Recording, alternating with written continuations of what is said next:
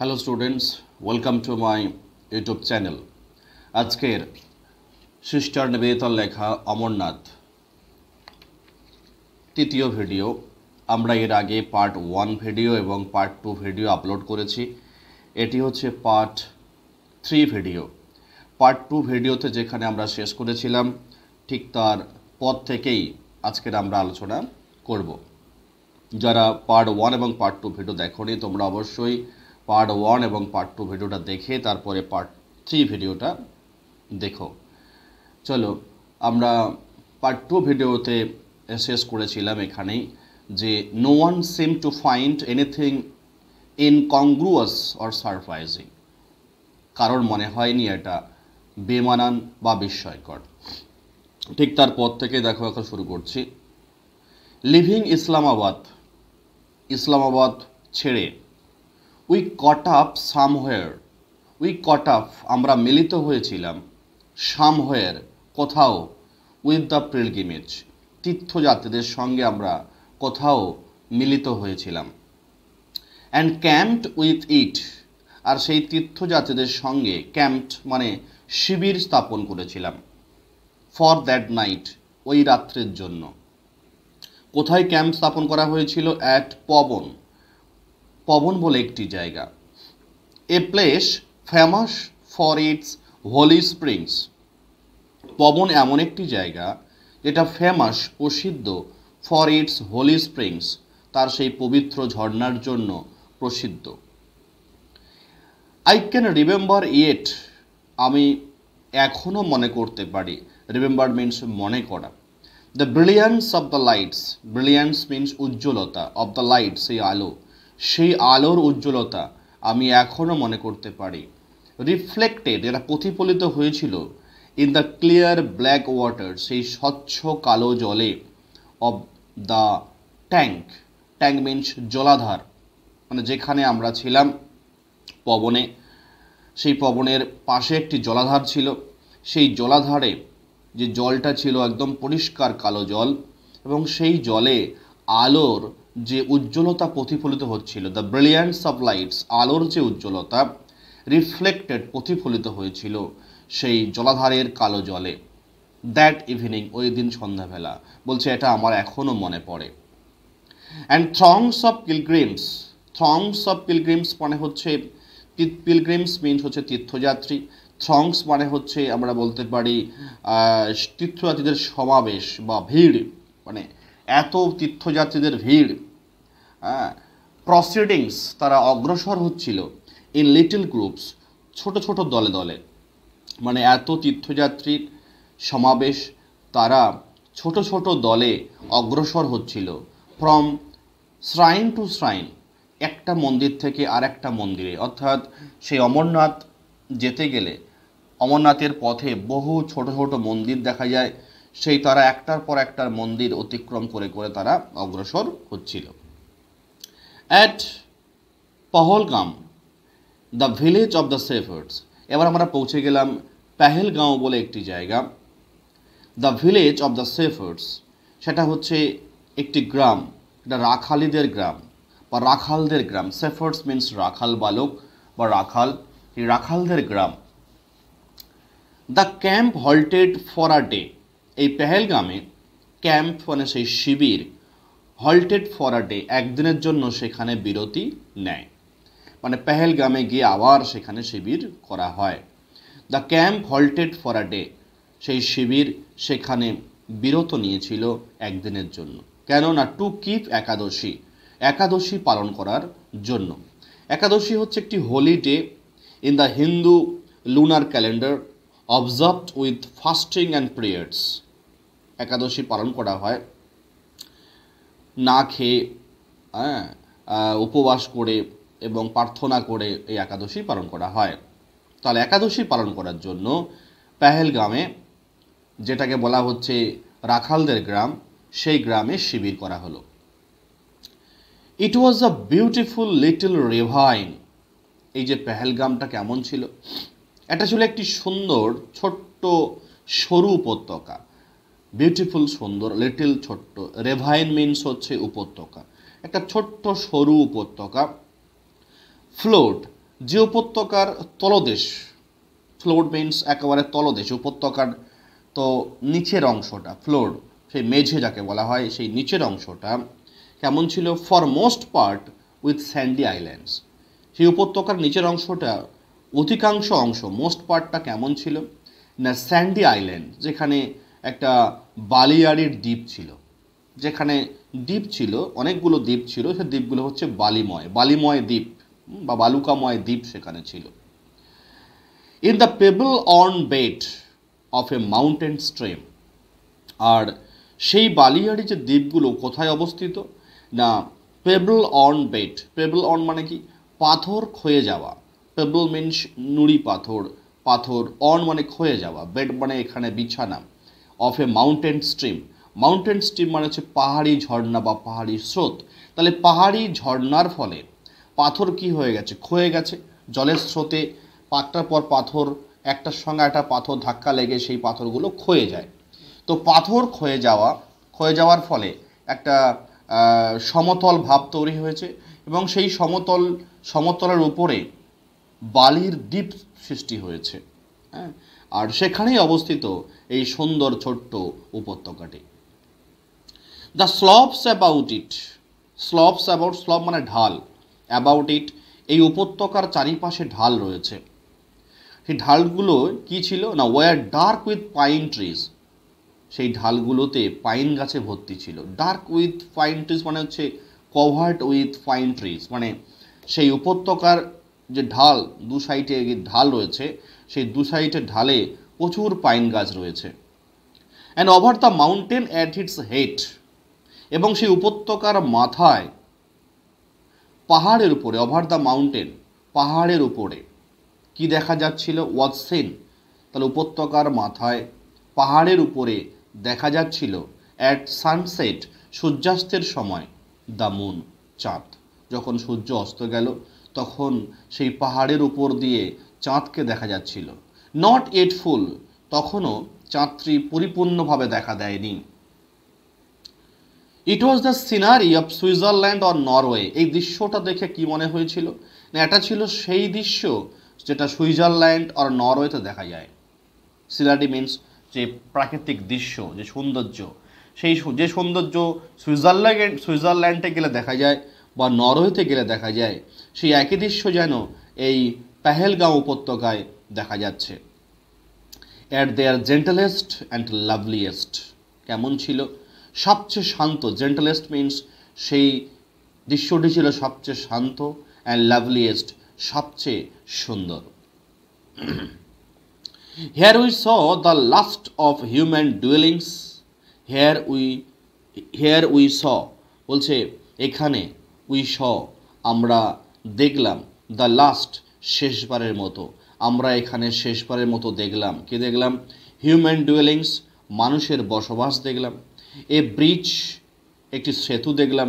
এ farm house একটি খামার বাড়ি দেখলাম। উইথ ইটস প্লাউড ফিল্ডস, আর সেই খামার বাড়ির চারপাশে কি রয়েছে? প্লাউড ফিল্ডস, চাষ করা জমি বা নাঙল করা, হাল করা জমি। And a few sitter herds, আর সেখানে দেখলাম সিটার হার্ড মিনস হচ্ছে ছোটো ছোটো কুটির, ছোটো ছোটো ঘর। এটা পাহাড়ি অঞ্চলের গ্রীষ্মকালীন কুটির। পাহাড়ি অঞ্চলে প্রচণ্ড গরম পড়লে এই ছোটো ছোটো কুটিরে মানুষ থাকে, এগুলো সিটার হাট। হ্যাঁ, সেখানে অল্প সংখ্যক কিছু ছোট্ট গ্রীষ্মকালীন কুটির ছিল। And here on a grassy নল, গ্রাসি মিনস ঘাসে ঢাকা, নল মানে হচ্ছে ঢিবি বা টিলা। টিলা মানে একটা ছোট্ট, বেশি উঁচু নয়, ছোট উঁচু একটা টিলা বলা হয়। বলছে ঘাসে ঢাকা সেই টিলার উপরে, when the final March began, যখন শেষ পদযাত্রা শুরু হলো। ফাইনাল মানে শেষ, মার্চ মিনস পদযাত্রা, যখন শেষ পদযাত্রা শুরু হলো। We left the rest of our party encamped, মানে আমাদের দলের বাকি অংশকে শিবিরে রেখে গেলাম। মানে উই লেফট আমরা রেখে গেলাম, the rest of our party আমাদের দলের যে বাকি অংশ, রেস্ট মানে যারা বাকি যারা আছে, এনক্যাম্পড মানে ওই শিবিরে, অর্থাৎ আমাদের দলের বাকি অংশরা যারা ছিল তারা ওখানে ছিল। তার আগে কিন্তু আমরা আমাদের দলবল নিয়ে পদযাত্রা শুরু করে দিয়েছিলাম। এটা কে বলছে? না sister Nivedita. Through scenes of indescribable beauty, মানে অবর্ণনীয় সৌন্দর্যের দৃশ্যের মধ্য দিয়ে, থ্রু সিনস অফ ইনডেসক্রাইবেবল, হ্যাঁ, বিউটি, অবর্ণনীয়, ইনডেসক্রাইবেবল মানে হচ্ছে কি যাকে বর্ণনা করা যায় না, অবর্ণনীয় সৌন্দর্যের দৃশ্যের মধ্যে দিয়ে 3000 of us, আমরা 3000 সন্ন্যাসী, অ্যাসেন্ডেড দ্য ভ্যালিজ, অ্যাসেন্ডেড বেয়ে উঠতে লাগলাম, দ্য ভ্যালিজ সেই উপত্যকাগুলো, দ্যাট ওপেন্ড যেটা আমাদের সামনে উন্মুক্ত হয়ে গিয়েছিল, বিফোর আস আমাদের সামনে, অ্যাজ ইউ ওয়েন্ট যখন আমরা এগিয়ে চললাম, তখন একটার পর একটা উপত্যকা আমাদের সামনে আসতে লাগলো এবং সেই উপত্যকাগুলো আমরা বেয়ে উঠতে লাগলাম, আস্তে আস্তে উপত্যকা বেয়ে আমরা উপরে উঠতে লাগলাম। দ্য ফার্স্ট ডে, প্রথম দিন, we camped in a pine wood, প্রথম দিন উই ক্যাম্পড আমরা শিবির করলাম, ইন আ পাইন উড একটা পাইন গাছের জঙ্গলে। দ্য নেক্সট, পরের দিন, we had passed the snow line, পরের দিন উই হ্যাড পাসড আমরা অতিক্রম করলাম, দ্য স্নো লাইন বরফ রেখা, পরের দিন কি করলাম না আমরা হচ্ছে বরফ রেখাকে অতিক্রম করলাম।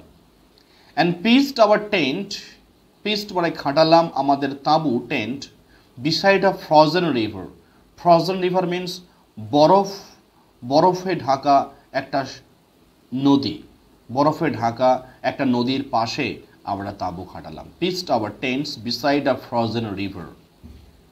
দ্যাট নাইট, ওই দিন রাত্রে, দ্য গ্রেট ক্যাম্পফায়ার, যে আগুন মানে যেখানে মানে ঠান্ডার হাত থেকে রক্ষা পাওয়ার জন্য যে আগুন জ্বালানো হয়, ক্যাম্পফায়ার, সেই ক্যাম্পে আগুন জ্বালানো হয়েছিল, ওয়াজ মেড অফ জুনিপার, সেই ক্যাম্পফায়ার তৈরি করা হয়েছিল কি দিয়ে? না জুনিপার। জুনিপার হচ্ছে মানে এক প্রকার কাঠ যেটা দিয়ে আগুন জ্বালানো হয়। একটা হচ্ছে evergreen tree, often found in colder mountainous regions, ঠান্ডা মাউন্টেন রিজিয়ন এগুলো পাওয়া যায়। তাহলে হচ্ছে এক প্রকার গাছ, যে গাছ দিয়ে আগুন জ্বালানো হয়। অ্যান্ড দ্য নেক্সট ইভিনিং, পরের দিন সন্ধ্যায়, অ্যাট স্টিল গ্রেটার হাইটস, আরও অনেক উচ্চতায়, গ্রেটার হাইট মানে আরও অনেক উচ্চতায়, দ্য সার্ভেন্টস সেই সমস্ত চাকর বাকরদের, হ্যাড টু অন্ডার মিন্স ঘুরে বেড়ানো, ঘুরে বেড়াতে হয়েছিল, মেনি মাইলস অনেকটা পথ, হ্যাঁ অনেক মাইল পথ ঘুরে বেড়াতে হয়েছিল, ইন সার্চ অফ সন্ধানে, দিস স্ক্যান্ডি ফুয়েল এই অপ্রতুল জ্বালানি, মানে এই যে জুনিফার এই যে গাছটি সব জায়গায় পাওয়া যায় না, খুব কম খুঁজে পাওয়া যায়, তো এই গাছটি খোঁজার জন্য সার্ভেন্টসদেরকে বেশ কয়েক মাইল এদিক ওদিক ঘোরাফেরা করতে হয়েছিল। At last the regular pathway came to an end, at last অবশেষে, দ্য রেগুলার প্যাথওয়ে নির্ধারিত পথ, কেম টু অ্যান এন্ড শেষ হলো, মানে যেটা মানুষের যাওয়া পথ, যে পথ দিয়ে মানুষ হাঁটাচলা করতে পারে তাকে আমরা বলি রেগুলার প্যাথওয়ে, সেই পথটা কিন্তু শেষ হলো, এইবারে বিভিন্ন অলিগলি দিয়ে এবারে হেঁটে হেঁটে যেতে হবে। And we had to scramble up and down, বলছে এইবারে স্ক্র্যাম্বল মিন্স কষ্ট করে ওঠানামা করা, উই হ্যাড টু স্ক্র্যাম্বল আমাদেরকে কষ্ট করে ওঠানামা করতে হয়েছিল, আপ অ্যান্ড ডাউন মানে কখনো পাহাড়ি রাস্তা, কখনো উপরে উঠতে হচ্ছে, আবার কখনো নিচে নামতে হচ্ছে, এইভাবে যে ওঠানামা করতে হয় খুব কষ্ট করে ওঠানামা করতে হয়েছিল। অ্যালং গোট প্যাথ, গোট মানে ছাগল, এমন সরু পথ যে পথ দিয়ে একটা ছাগল যেতে পারে, এত সরু পথ, ওই জন্য বলা হচ্ছে গোট প্যাথ, সেই ছাগলের যাওয়া পথ দিয়ে হ্যাঁ আমাদেরকে ওঠানামা করতে হয়েছিল। On the face of steep declivities, steep খাড়াই, ডেক্লিভিটি মানে ঢাল, মানে ভীষণ খাড়া ঢাল, মানে ভীষণ সেখানে ভয় লাগবে সে পথ দিয়ে যেতে, সেই খাড়া ঢালের মুখের উপরে সেই ছাগলের যাবার মতো সেই পথ, সেই সরু পথ দিয়ে আমাদেরকে কষ্ট করে ওঠানামা করতে হয়েছিল। Till we reached the boulders strewn gods trail, যতক্ষণ না উই রিচড আমরা পৌঁছলাম, দ্য বোল্ডার স্ট্রন মানে বোল্ডার স্ট্রন মানে কি বড় বড় পাথরে ভর্তি, গডস মানে খাত, হ্যাঁ, বলছে বড় বড় পাথরে ভর্তি সেই খাদে আমরা যতক্ষণ না পৌঁছচ্ছি ততক্ষণ আমাদের এইভাবে হাঁটতে হয়েছিল। এই যে বোল্ডার স্ট্রন গর্জ মানে বড় বড় পাথরে ভর্তি খাদ, ইন হুইচ যে খাদের ভেতরে the cave of Amarnath was situated, সেই অমরনাথের সেই গুহা ওয়াজ সিচুয়েটেড অবস্থিত ছিল। অ্যাজ উই অ্যাসেন্ডেড দিস মানে যখন আমরা অ্যাসেন্ডেড উঠলাম, দিস এই পথ বেয়ে, উই হ্যাড বিফোর আস আমাদের সামনে, হ্যাড ছিল, দ্য স্নো পিকস মিন্স বরফে ঢাকা পাহাড়ের চূড়া। আমাদের সামনে কি ছিল না, বরফে ঢাকা পাহাড় চূড়া। কভার্ড যে চূড়াটা আবৃত, কভার্ড উইথ আ হোয়াইট ভেল মানে হচ্ছে সাদা পর্দা, VEIL ভেল মিন্স হচ্ছে পর্দা, সাদা পর্দা দিয়ে আবৃত। দেখো এটা অনুমান করা হচ্ছে, কল্পনা করা, সাদা পর্দা। নিউলি ফলেন যারা নতুন করে পড়েছে, মানে এখানে বলা হচ্ছে যে বরফে ঢাকা যে চূড়া সেখানে সবে সবে যেন বরফ পড়েছে, তাই যেন মনে হচ্ছে যেন সেই চূড়াটা সাদা কোনো কাপড় দিয়ে ঢাকা রয়েছে। কিন্তু কবির এটা হচ্ছে আমাদের নিবেদিতার কল্পনা যে এত স্বচ্ছ সাদা বরফ পড়েছে যেন মনে হচ্ছে সেই পাহাড়ের চূড়াকে যেন কোনো সাদা কাপড় দিয়ে ঢেকে রাখা হয়েছে। And in the cave itself in a niche never rest by sunlight. দেখো, and in the cave itself আর সেই গুহার ভিতরে, ইন আ নিচ গুহার সেই খোপে, মানে যে খোপটার মধ্যে, যে খোপের মধ্যে আমরা অমরনাথের সেই লিঙ্গ দেখতে পাবো, শিবলিঙ্গ। Never rest by sunlight, never rest যেখানে কখনো পৌঁছায় না, বাই সানলাইট সূর্যের আলো। সোন বলছে সেটা জলজল করছিল, দ্য গ্রেট আইস লিঙ্গম সেই বরফের লিঙ্গম সেটা কি করছিল, সেখানে জলজল করছে, যদিও সেখানে কোনো সূর্যের আলো পৌঁছায় না। দ্যাট মাস্ট হ্যাভ সিমড যে শিবলিঙ্গটিকে মনে হয়েছিল, মাস্ট হ্যাভ সিমড মনে হয়েছিল, টু দ্য অস্ট্রাক্ট পিসেন্ট। দেখো অস্ট্রাক্ট মানে কি, বিস্ময়ে অভিভূত পিসেন্টস মানে সেই কৃষক, বিস্ময়ে অভিভূত সেই কৃষকদের মনে হয়েছিল, হু ফার্স্ট কেম আপন যারা প্রথম কেম আপন ইট এই শিবলিঙ্গের দর্শন পেয়েছিল, কেম আপন ইট মানে হচ্ছে দর্শন পাওয়া, যারা এটা প্রথম দর্শন পেয়েছিল তাদের কাছে প্রথম এই শিবলিঙ্গটিকে মনে হয়েছিল like the waiting presence of god. Waiting presence of god মানে প্রতীক্ষারূপী উপস্থিতি অফ গড মানে ঈশ্বরের প্রতীক্ষারূপী উপস্থিতি, মানে ঈশ্বর যেন সেখানে অপেক্ষা করছে, সেই শিবলিঙ্গ রূপে ভগবান শিব সেখানে যেন মানে অপেক্ষা করছে বা প্রতীক্ষা করছে।